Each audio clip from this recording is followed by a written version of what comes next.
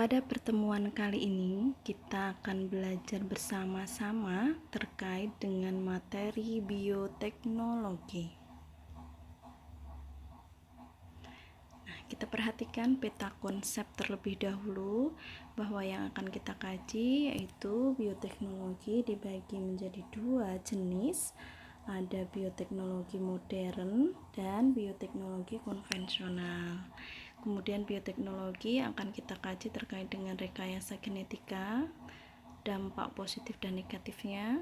Kemudian kalau bioteknologi konvensional karena melibatkan proses fermentasi. Pada materi bioteknologi ini saya akan sampaikan di muatan keitiannya luar biasa bahwasannya di Al-Quran, yaitu Quran surat Abasa ayat 24-32, kalau kita cermati bisa dilihat terjemahannya juga bahwa ayat ini sangat-sangat berkaitan dengan bioteknologi ini, materi yang akan kita bahas, di mana bumi dan kekayaan yang ada di dalamnya perlu dimanfaatkan, dimaksimalkan untuk kemakmuran dan kesejahteraan umat manusia di masa kini dan masa depan. Subhanallah ya, maka kita perlu mengkaji materi ini dengan benar. Nah, ini ada arti dari ayat-ayat Quran surat Abasa yang tadi ya. Nah, sekarang apa sih yang akan kita pelajari di materi kompetensi dasar bioteknologi ini? Harapannya, 1. Menerapkan konsep bioteknologi dan perannya dalam kehidupan manusia. Segi keterampilannya yaitu membuat salah satu produk bioteknologi konvensional yang ada di lingkungan sekitar kita. Nah, apa yang akan kita dapatkan ketika kita belajar bioteknologi melalui pembelajaran menggunakan model discovery learning? Harapannya kalian semuanya mampu untuk menjelaskan bioteknologi itu sendiri dan peran mikroorganismenya, serta salah satu keterampilannya nantinya kalian mampu untuk membuat salah satu produk bioteknologi konvensional, dalam arti di sini bahan pangan yang ada di lingkungan sekitar kalian, pastinya dengan rasa ingin tahu yang tinggi, disiplin, percaya diri, dan sekreatif mungkin ketika kalian nanti melakukan proyek pembuatan produk bioteknologi konvensional. Kita masuk ya ke pengertian bioteknologi. Kita tahu bahwa bioteknologi itu berasal dari dua kata, yaitu bios yang berarti hidup dan teknologi yang berarti metode ilmiah untuk mencapai tujuan praktis. Jadi di sini dua suku kata yang digabungkan menjadi satu, bios dan teknologi. Sehingga secara definisi bioteknologi adalah pemanfaatan prinsip-prinsip atau metode ilmiah yang menggunakan makhluk hidup atau mikroorganisme untuk menghasilkan produk dan jasa guna kepentingan manusia. Ciri dari bioteknologi konvensional yaitu yang pertama, bioteknologi yang menggunakan mikroorganisme sebagai alat untuk menghasilkan produk dan jasa. Contohnya adalah jamur dan bakteri. Karena jamur dan bakteri mampu menghasilkan enzim-enzim yang dapat melakukan metabolisme sehingga diperoleh produk yang diinginkan.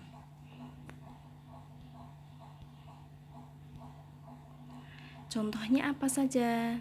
Nah, ini ya contoh-contoh produk bioteknologi konvensional. Ada tempe, tape, kecap, oncom, alkohol, kemudian yogurt, keju, dan lain sebagainya. Manfaat bioteknologi konvensional ini, 1. Pastinya mampu meningkatkan nilai gizi dari produk-produk makanan dan minuman. Yang kedua, menciptakan sumber makanan baru yang semula misalkan nih air kelapa murni, kemudian karena peran dari mikroorganisme pada bioteknologi konvensional diolah menjadi yang namanya nata de coco. Kemudian manfaat berikutnya dapat membuat makanan yang tahan lama, misalnya dalam bentuk asinan. Keempat, secara tidak langsung dapat meningkatkan perekonomian rakyat karena nilai jualnya semakin tinggi, padahal modalnya itu sangat sedikit.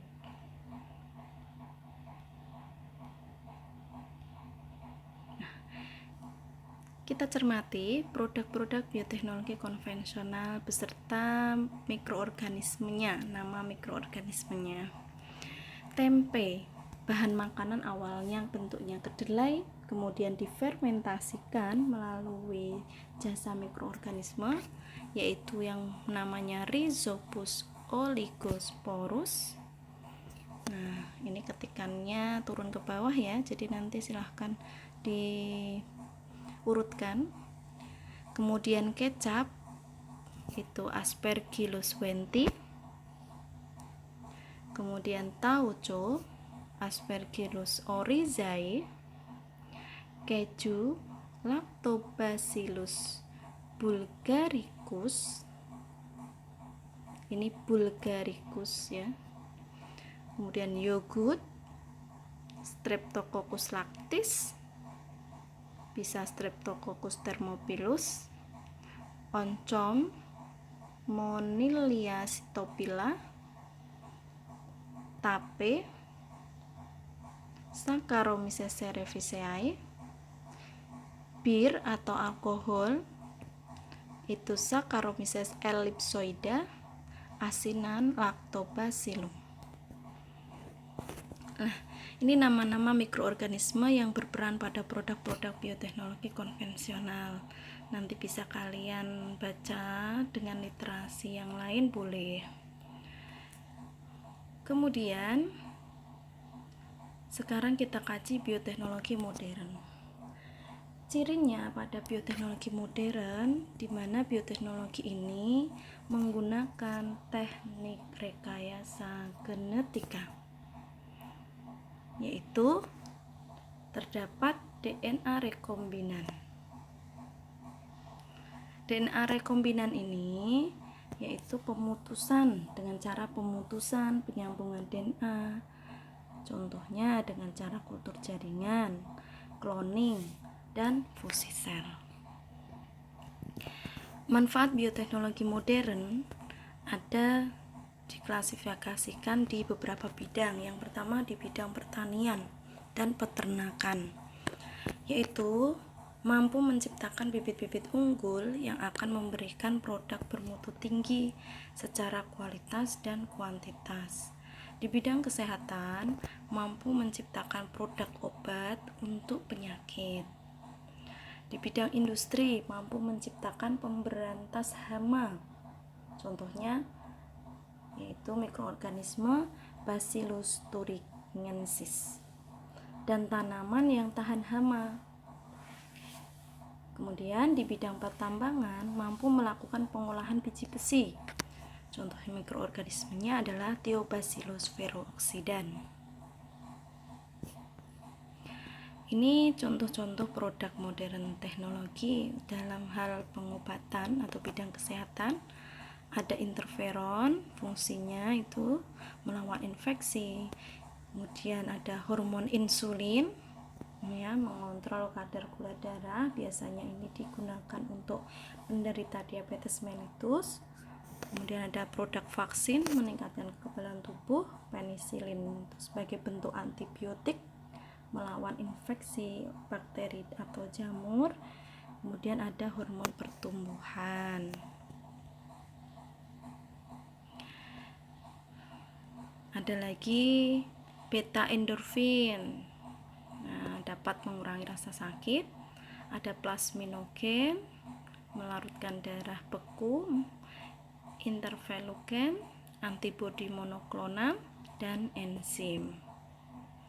Sehingga kalau kita sudah tahu tadi penjelasan bioteknologi konvensional dan modern, kita tarik perbedaan di antara keduanya. Di sini yang pertama dilihat dari teknik yang digunakan. Kalau pada bioteknologi konvensional melibatkan proses fermentasi, sedangkan pada bioteknologi modern menggunakan DNA rekombinan. Dalam artian di sini melibatkan rekayasa genetika. Perbedaan yang kedua, pada bioteknologi konvensional tidak mengubah sifat pada agen biologinya atau organisme yang digunakan. Sedangkan pada bioteknologi modern mengubah sifat pada agen biologi yang dihasilkan. Contoh-contohnya seperti ini. Kemudian yang bioteknologi modern contohnya sebagai berikut. Nah, ini ya perbedaan bioteknologi konvensional dan modern. Harapannya setelah kita mengkaji materi ini, kita sudah sedikit tahu manfaat, ciri-cirinya, perbedaannya, dan produk yang ada di sekitar kita. Nah, nanti harapannya kita akan mencoba untuk mengaplikasikan materi ini untuk kalian melakukan percobaan atau keterampilan, yaitu bisa membuat salah satu produk dari bioteknologi konvensional dalam bidang pangan. Bisa tape, tempe, yang sederhana dulu saja. Sampai ini dulu ya untuk pembahasan bioteknologi kali ini. Nanti kita akan lanjut di pertemuan berikutnya.